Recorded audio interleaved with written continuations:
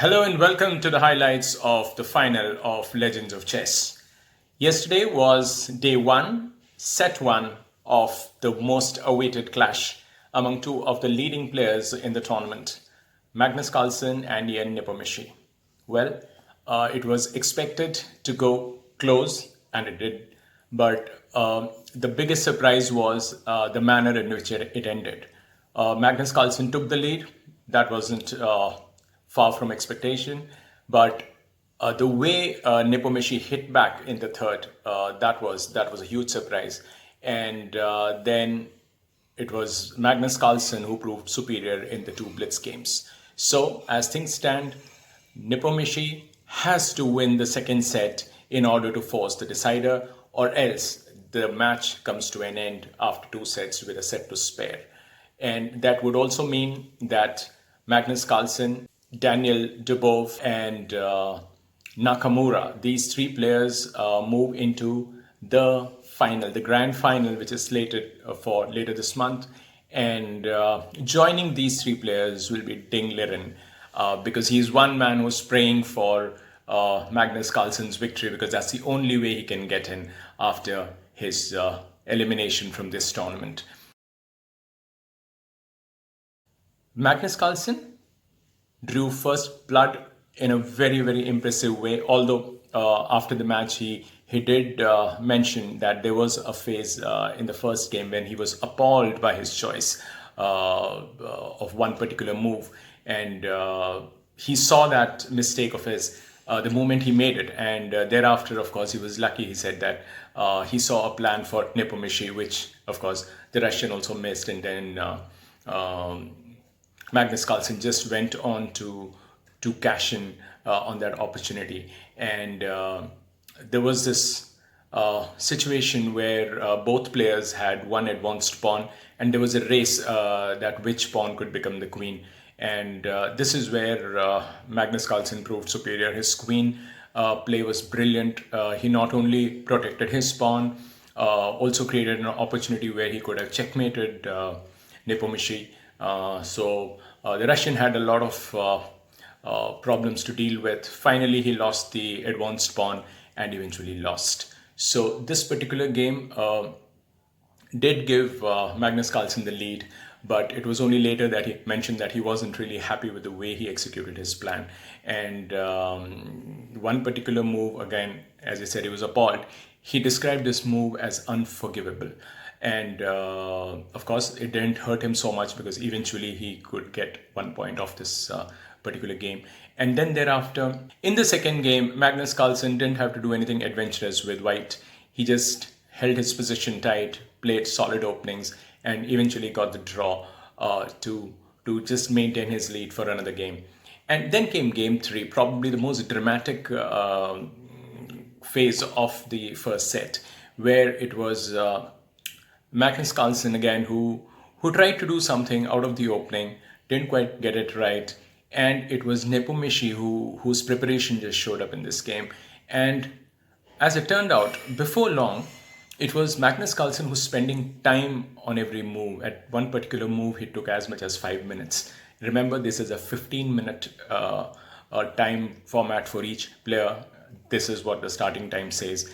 And for you to consume 5 minutes on the clock was something not very usual. So he was out of his preparation. Nepomniachtchi made him think a lot.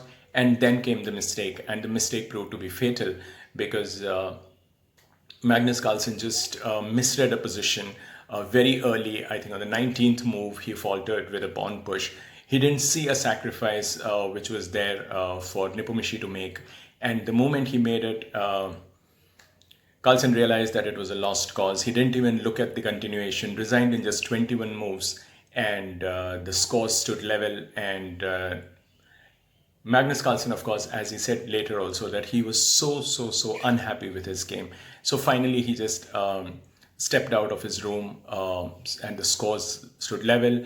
And then everybody waited for Magnus Carlsen to recover and Nepomniachtchi to press home the psychological advantage. The fourth game was the fastest too. to end because Magnus Carlsen and Nepomniachtchi, they just blitzed out the moves. In fact, in a 15-minute game where both players get 15 minutes, as I've already mentioned, this game, for a change, ended with Magnus Carlsen having more than 19 minutes on the clock and Nepomniachtchi had more than 18. So what we saw was they played close to 40 moves in quick time, picked up the increment time to raise the time on the clock that they had. This is pretty unusual in rapid chess. And as Magnus later on said, that he didn't want to take any chances. He just wanted to get on with the game, just finish the blitz, finish the rapid section, and then come to the shorter format where he thought that he had slightly better chances. So then we were ready for the blitz. The players were locked 2 and 2. And this is where I think Magnus showed what makes him better, what makes him stronger. And again, Nepomniachtchi tried to do something different out of the opening.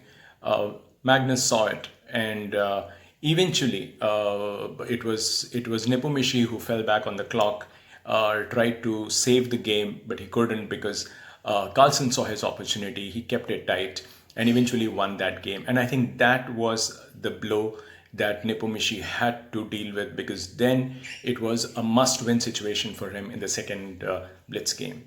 In the second game, well, it was quite an even game. Magnus Carlsen held a slight edge. The game could have ended in a draw, where Nepomniachtchi, being desperate, tried to make things happen. And eventually, Carlsen ended up winning even this game, because this game was effectively a drawn game. But towards the end, he saw an opportunity to actually win, and he didn't stop himself. So the scoreline showed 4-2 with Magnus Carlsen winning the last 2 blitz games. Now, as things stand, Nepomniachtchi has to win the second set in order to force the decider. If not, the match ends in 2 sets with 1 set to spare. And it's a fantastic opportunity for Nepomniachtchi to show that, look, I'm not intimidated with this man who is the world champion. The reason being, they have played their early chess together right from the European Championship of under 12 many years ago. Nepomniachtchi and Carlsen have been playing together.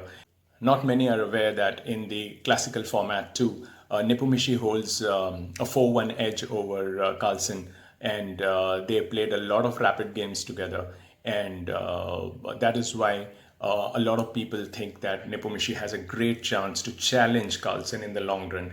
And also remember that Nepomniachtchi is currently leading the candidates' points table. As and when the championship resumes, we could well see Nepomniachtchi becoming Carlsen's challenger. So there's a lot of history and background attached to this clash, and let's hope that Nepomniachtchi makes a comeback.